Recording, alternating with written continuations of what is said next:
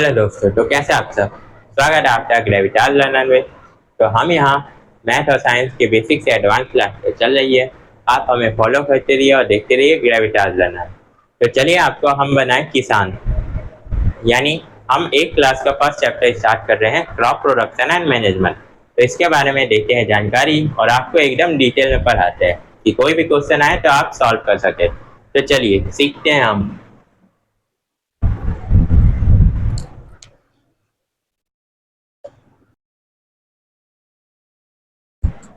तो चलिए जो जानते हैं हम एग्रीकल्चर के बारे में।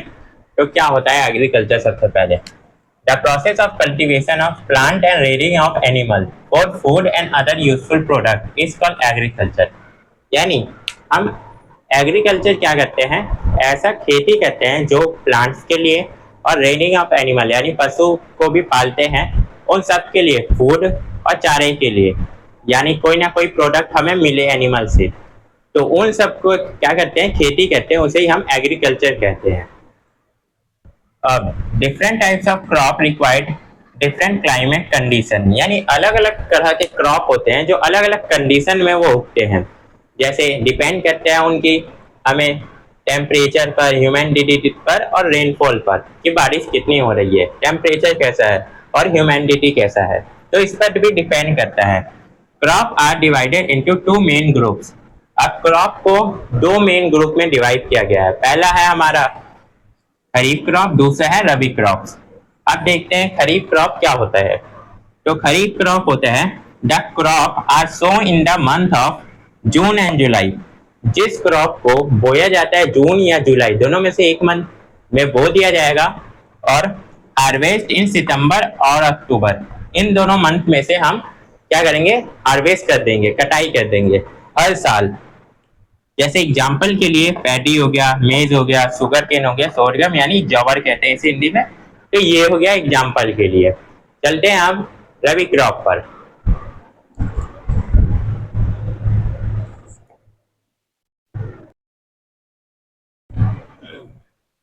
चलिए दोस्तों, तो जानते हैं हम रबी क्रॉप के बारे में। तो rabi crops, these crops are sown in the month of October November. ये क्या होता है, अक्टूबर और नवंबर में बोए जाते हैं, and harvest in the month of March and April में इसे हार्वेस्ट यानी कटाई किया जाता है हर साल। जैसे इसके एग्जाम्पल है वीट, ओट, ब्रेली, पी और भी बहुत सारी चीजें। अब जानते हैं एग्रीकल्चर हिस्ट्री के बारे में, यानी सबकी एक हिस्ट्री होती है, एग्रीकल्चर भी की एक हिस्ट्री है। चलिए, इन 10,000 BC पीपल वर नॉर्मेटिव। इसका मतलब होता है नॉर्मेटिव का कि पीपल क्या होते हैं, घूमते रहते हैं एक जगह से दूसरी जगह तक। They were wandering in the group from place to place in search of food and animal. यानी ये लोग खाने की तलाश में और रहने की तलाश में एक जगह से दूसरी जगह भटकते रहते थे। They ate raw fruit and vegetables, started hunting an animal for food। यानी ये लोग क्या करते थे, अब रॉ मटेरियल ही खाने लगते थे। रॉ फ्रूट, जैसे रॉ फ्रूट हो गया, वेजिटेबल हो गया, सेब है तो ऐसे ही खाने लगते थे, और वेजिटेबल को भी ऐसे ही खाने लगते थे। फिर क्या हुआ, they could cultivate land and produce rice, wheat and other food crops, thus was born agriculture. अब धीरे धीरे इन्होंने क्या किया, लैंड को खेती किया और उस पे व्हीट, राइस बोने लग गया और अदर क्रॉप, तो वहां से एग्रीकल्चर का जन्म हुआ। चलिए देखते हैं आगे।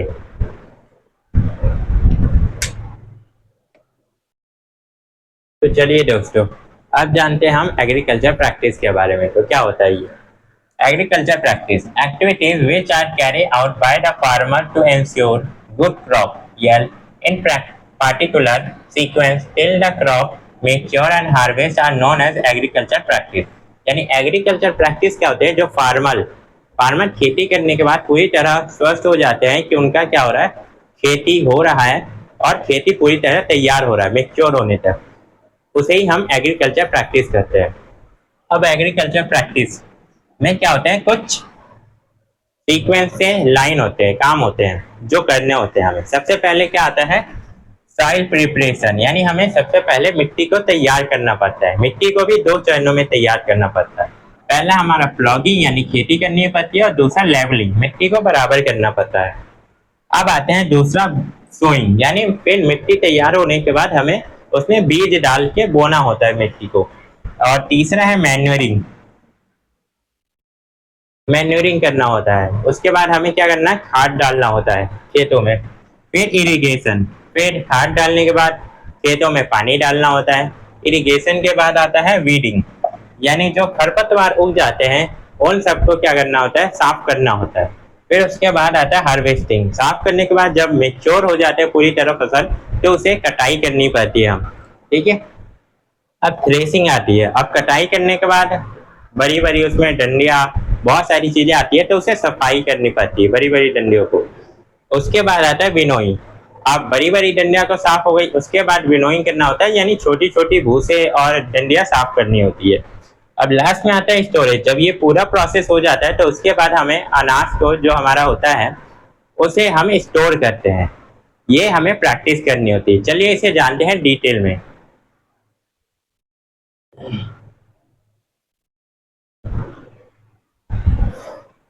तो सबसे पहले आते हैं सॉइल प्रिपरेशन के बारे में। तो सॉइल प्रिपरेशन क्या होता है, various process include in it, बहुत सारे प्रोसेस होते हैं इसके अंदर। तो मेन प्रोसेस है हमारा प्लॉगिंग और टिलिंग, यानी हम मिट्टी को क्या करेंगे, खेती करेंगे और लूज करेंगे।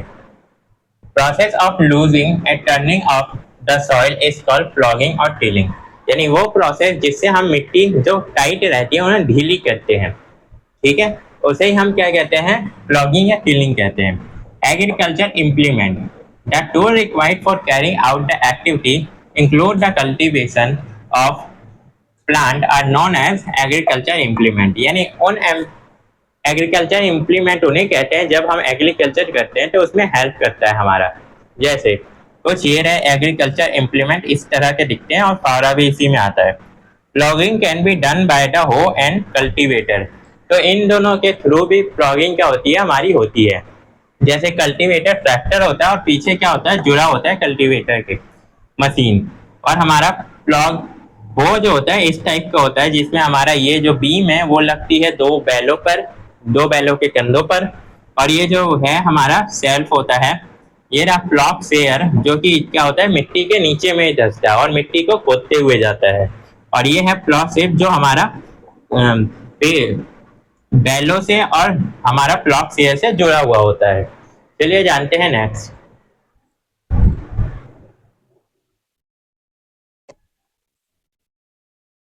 तो चलिए दोस्तों अब जानते हैं लेवलिंग के बारे में हम। तो लेवलिंग क्या है, टिलिंग सॉइल में है big block of soil crumbs, the crumbs are broken down into the soil is level with the wooden plank और iron level, the process called levelling. यानी जब हम टिलिंग करते हैं तो टिलिंग के साथ इतने बड़े बड़े मिट्टी के ब्लॉक हो जाते हैं, उन्हीं ब्लॉक को तोड़ना होता है हमें और मिट्टी को लेवल किया जाता है। अब ये होता है हमारा वुडन प्लैंक से या फिर आयरन लेवलर से भी होता है।